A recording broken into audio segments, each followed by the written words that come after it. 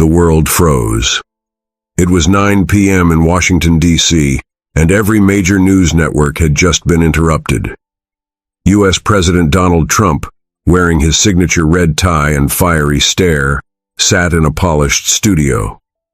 With the American and United Nations flags behind him, he leaned into the microphone, voice calm. But his message thundered like a bomb.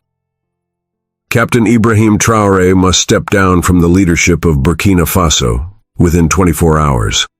Or, under U.S. pressure, the United Nations will remove Burkina Faso from its membership, indefinitely.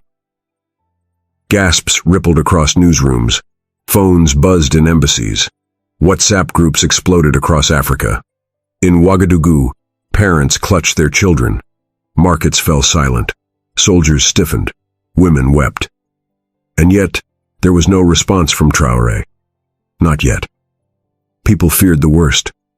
Would their country be isolated? Would war follow? Traoré had only 24 hours, and Donald Trump's smirk on global television only made it worse.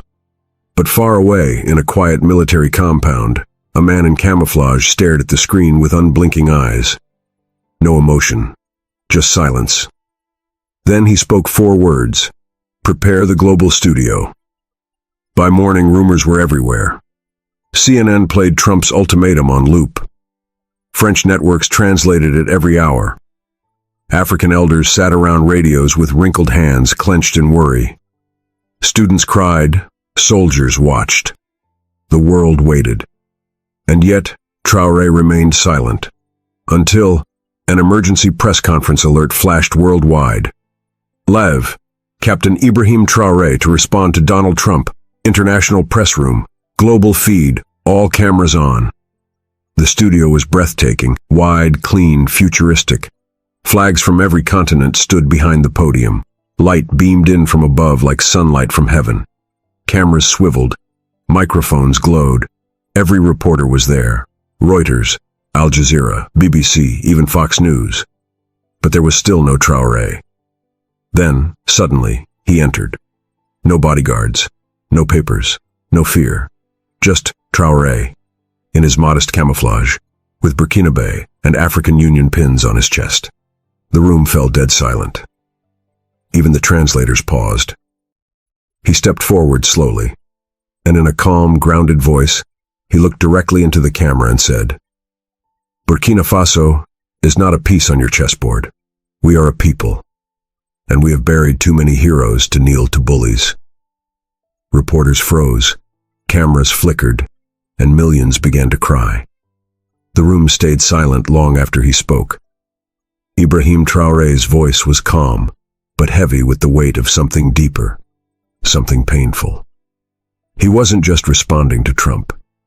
He was speaking for generations buried in unmarked graves. For children still sleeping hungry under broken roofs. A young reporter from Brazil raised her hand. Her voice trembled. "Captain Traoré, are you afraid?" He looked at her, then smiled faintly, like a man who had seen the worst and survived it. "Afraid?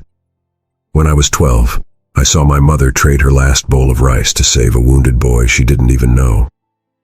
That boy is now one of my soldiers." He paused. "I learned fear back then. I also learned love and sacrifice. That is Burkina Faso." Around the world, people wept. A grandmother in Bamako wiped her eyes. A taxi driver in Lagos pulled over to cry. Even some U.S. soldiers, watching secretly, felt a strange tightness in their chests. And yet, Donald Trump, watching from a golden chair in Florida, wasn't moved. He picked up his phone and tweeted, "TikTok Traoré, 19 hours left." The clock was now real. The countdown had begun.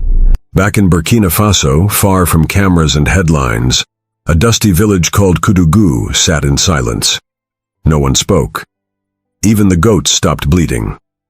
An old transistor radio crackled in the corner of a mud-walled home, where a grandmother named Maimouna held her breath. She'd buried 2 sons, both soldiers.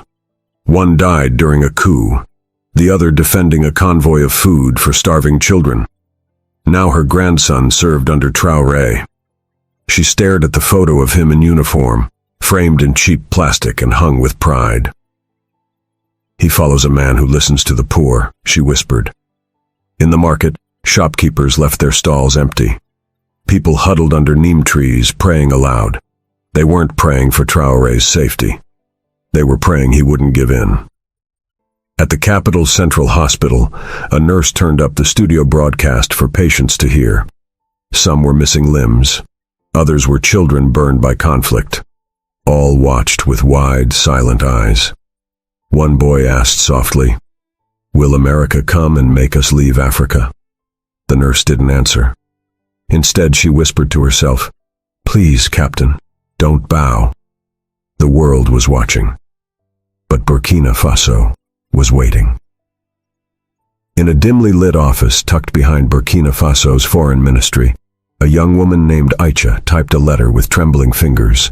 She was only 24, a junior assistant, but what she held in her hands could have changed everything.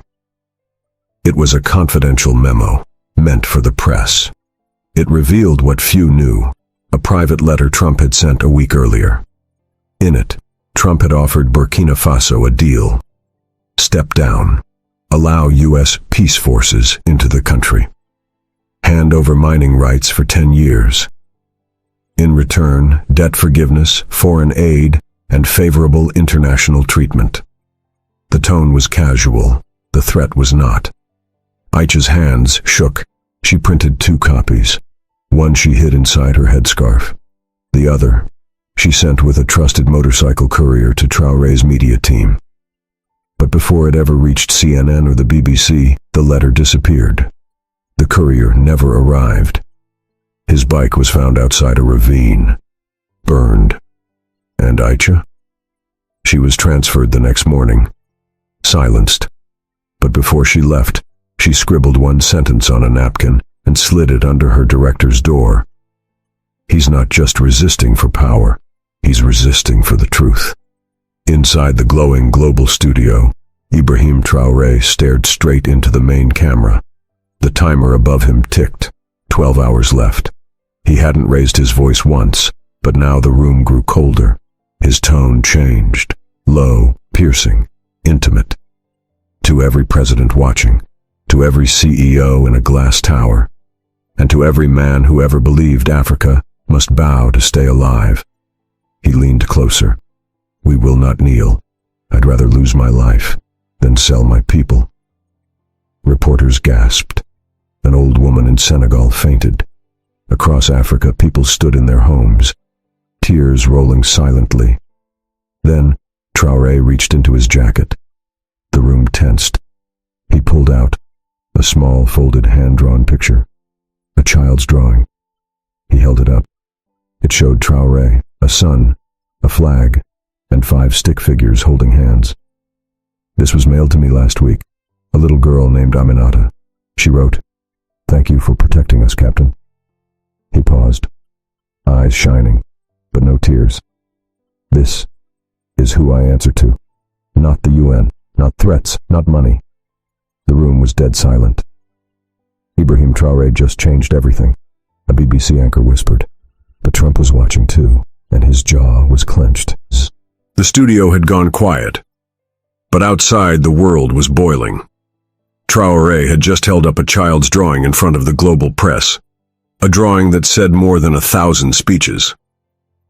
In a dusty compound in Bamako, Mali, a young captain named Souleymane wiped his eyes. Then, with trembling fingers, he called Traoré's private line. To his surprise, Traoré answered. "Captain," Souleymane whispered, "your voice reached my soldiers. We are standing with you. Even if they isolate us, we will not isolate each other." There was a pause. Traoré responded softly, "Then Burkina Faso is not alone."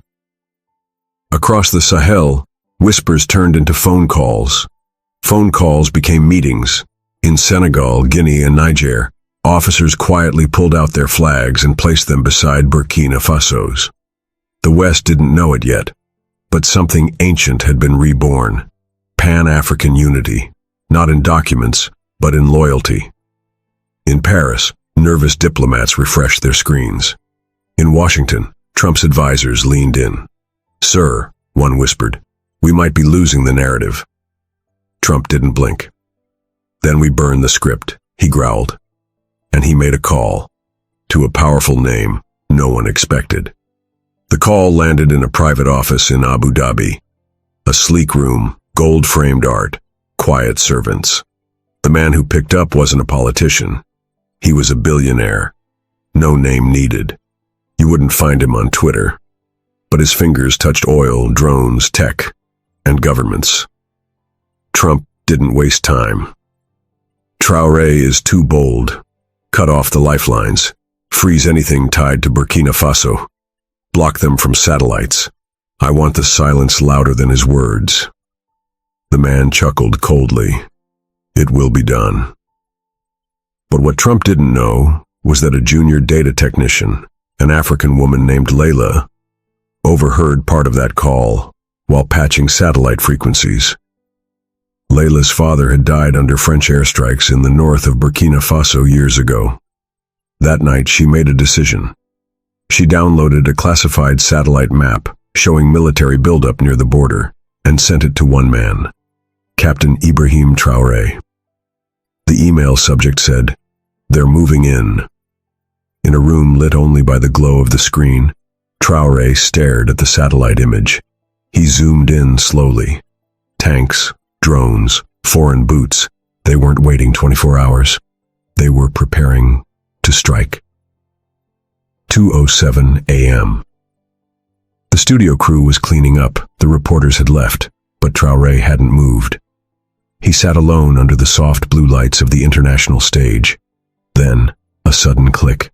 The studio doors locked from the outside. Guards froze. Cameras went dark. Power flickered. A sharp voice cut through the room's speaker system. "Captain Traoré, we are authorized to escort you to a secure holding area. This is not a request." In Washington, Trump was watching it all through a private stream. He leaned back, satisfied. "Let's see how bold he is without a camera," he muttered. But then, a backup generator kicked in, and every single screen lit up again. Because Layla, the tech from Abu Dhabi, had sent another file, a broadcast override key. Within seconds, Traoré's studio feed went live across Africa without permission. Millions saw the flashing lights, the locked doors, the threat. But Traoré stood up. He walked straight to the center of the stage, stared into the camera, and said, "If they must silence me in the dark, then let my people be my light." Phones rang. People shouted. Africa was no longer just watching. It was rising. In a refugee camp just outside Kaya, northern Burkina Faso, a young boy named Madiu sat on a plastic chair beside his mother.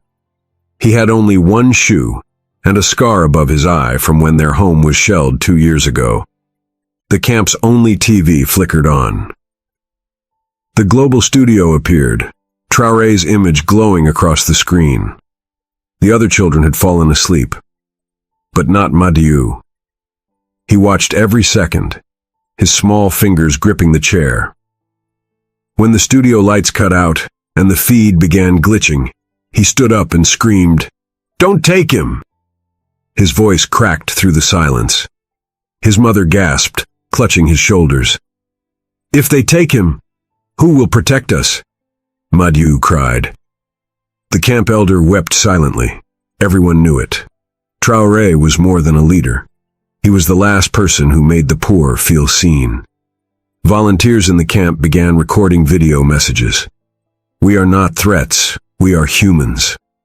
Captain, we see you. We love you." They sent the messages to Traoré's press team. None of them knew those clips would later be played in front of the entire UN assembly. But not yet. Something darker was about to unfold. Back in the glowing studio, Traoré still stood, calm, steady. But what he didn't know was this. Someone inside had betrayed him. A senior technician, bribed by foreign agents, was preparing to override the signal. Not just to cut off the feed, but to replace it with deepfake footage of Traoré surrendering. The fake video had already been created. It showed him signing a resignation, saying the words, "I give up. For peace." It looked real. It sounded real. It was hours away from airing. But fate had other plans. A junior sound engineer, a girl no older than 19, noticed the feed schedule was being overwritten. Her name was Adele. Her father was a gold miner who had died under French drone fire. She had joined the studio just 2 weeks ago. Now she made a choice. No one silences a man who speaks truth. She locked herself in the control room, switched manual override, and with trembling fingers, she sent a hidden alert straight to Traoré's tablet. One word flashed on screen: betrayal. He looked up, calm still, but behind his eyes, a storm was rising. Traoré's hands tightened behind the podium, but his voice remained soft. "They have tried to lock me in. They have tried to silence this studio. And now, they try to fake my surrender." Gasps echoed around the world. People watching on their phones, in village squares, in hospital waiting rooms, froze. "Let me say this clearly," Traoré continued. "I will not resign, and I will not lie to my people." He turned to the camera again. "You want to remove us from the UN? Then remove us. But know this, we were dying long before we joined. And we lived long before we were accepted." In Washington, Trump was watching. His lips curled. "He's begging to be crushed," he whispered. But outside the White House, something strange happened. A group of African-American war veterans stood at the gates, holding signs that read, "We stand with Traoré." The truth has no passport. "Africa is not property." CNN cut to the scene. A reporter whispered on live TV, "This is no longer just about Burkina Faso. This is about dignity." And for the first time in hours, Traoré closed his eyes. Behind them, tears. In a quiet room in Tenkodogo, a 78-year-old woman named Mariam sat by a candle with shaking hands. She could barely read or write.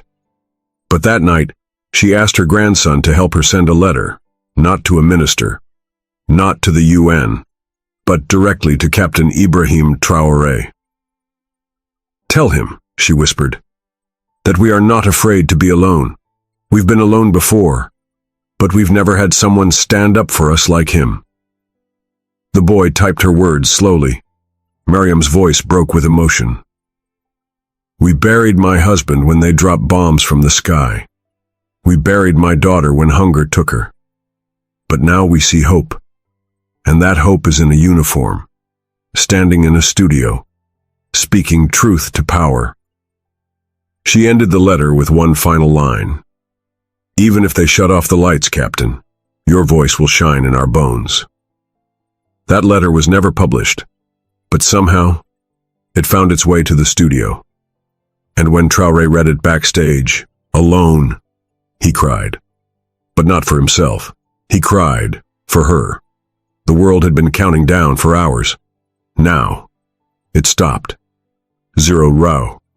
The 24-hour deadline had passed. No resignation, no apology, no surrender, just silence. But it didn't stay silent for long. Because at that very moment, in a massive conference hall at the United Nations in New York, a breaking news alert lit up every diplomat's tablet. Traoré refuses Trump's ultimatum. Inside the chamber, murmurs turned to arguments. Some African nations stood and applauded. Others, pressured by Western influence, demanded Burkina Faso's immediate suspension. The General Secretary looked confused. "This isn't procedure," he muttered. But just before a vote could begin, a screen blinked on behind the stage. The live feed showed the glowing studio in Ouagadougou, and there, standing calmly, Ibrahim Traoré looked straight into the eyes of every global leader. "You can remove us from your institutions, but you cannot remove the blood that built them. You cannot erase our mother's tears, or our father's graves." A pause. "We are not guests in this world. We are part of its soul." Silence. Tears fell. Even an American delegate quietly clapped. But elsewhere, dark plans were already being made. Not everyone cried. In a secure room in Brussels, a shadow meeting took place. 5 men, 2 women, no cameras, no names. They wore suits, but spoke like generals. "We tried diplomacy. He's turning into a symbol," one said.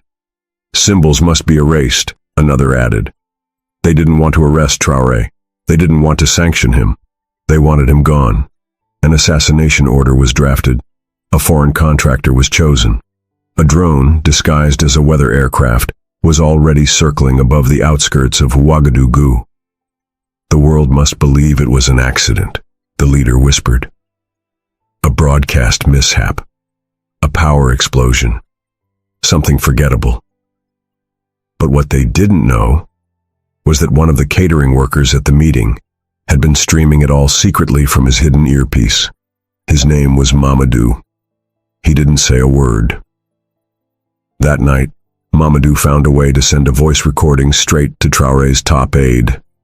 7 chilling words echoed through the file. "They're going to kill him during broadcast." In the studio, Traoré stood up to check his notes. He was walking into death, but he didn't blink. He walked back on set. The timer was long dead. The world had already watched the 24 hours pass, but Ibrahim Traoré was still standing in that same glowing studio. And as millions watched live, they didn't know what was coming next. The drone had locked its signal. The explosive had been timed to the second, triggered by a broadcast cue. All it needed was Traoré to begin speaking. He opened his notes slowly, took a breath, then stopped. His eyes scanned the room, like he felt something was wrong. "Before I speak today, I want silence," he said. He closed his notes and looked to the ceiling. "If I fall tonight, let this not be called weakness. Let it be called sacrifice." He stepped away from the podium. Seconds passed. Nothing happened. The cue had been missed. The contractor panicked. The trigger was hit late. An explosion tore through the side wall of the studio, not the podium. Screams, fire, dust, but from the smoke. Traoré rose, covered in ash, face bleeding slightly, but still standing. He picked up a fallen mic and said softly, "You will not silence me. Not today. Not ever." The world erupted. Burkina Faso held its breath. He didn't wipe the blood from his forehead. He didn't change clothes. Traoré stood amid cracked walls, shattered lights, and broken glass. But the cameras were still rolling. "They tried to kill me because I refused to sell my people. They tried to erase me because I would not kneel." He looked straight into the camera. "But I am not Burkina Faso. We are." At that very moment, something unbelievable happened. Across Africa, people poured into the streets. In Mali, Guinea, Niger, Chad, even parts of Nigeria, youths held candles. Mothers waved flags. Elders wept openly. Even in France, protests erupted in front of African embassies. African students chanted his name. Traoré lives began trending globally. And at the United Nations, a motion was reversed. Burkina Faso's removal vote blocked. Instead, a proposal was passed to investigate foreign interference in African nations. Traoré didn't celebrate. He looked into the lens, speaking softly. "This victory is not mine. It belongs to every farmer, every widow, every barefoot child who believed their voice didn't matter. It does. You matter. And even if I fall tomorrow, I have lived a full life. Because I spoke. For you." The screen faded to black. They say the strongest men don't cry. But that night, millions did. In the streets of Ouagadougou, an old woman fell to her knees, weeping into her scarf. In Detroit, a Ghanaian taxi driver pulled over, sobbing in silence. In Johannesburg, school children lit candles in their classrooms. Even in New York City, under the cold skyline, a homeless African veteran saluted the studio feed playing through a shop window. Traoré had survived the blast. He had faced the world alone, and he had not blinked. That week, global news outlets changed their tone. CNN called him the unbending voice of the continent. Al Jazeera called him Africa's flame. The BBC aired his speech in full. But Traoré didn't go home. He stayed in the studio one more night, sitting in silence, watching the letters pour in from around the world. The final one was from a girl named Aminata. It read, "Thank you for not letting them scare you. I want to be brave like you one day." Traoré smiled finally. He whispered, "Then I've done my part." If you felt this story, if it made you cry, if it made you proud to be African, or proud to stand with truth, drop a comment with the word respect. Tell us how Traoré's words touched your heart. Smash the like button so the world sees this. Subscribe now, because this channel speaks for those who can't be heard. Let's flood the comments with love for Africa, for truth, and for Traoré. Because he didn't blink. Now it's our turn to stand.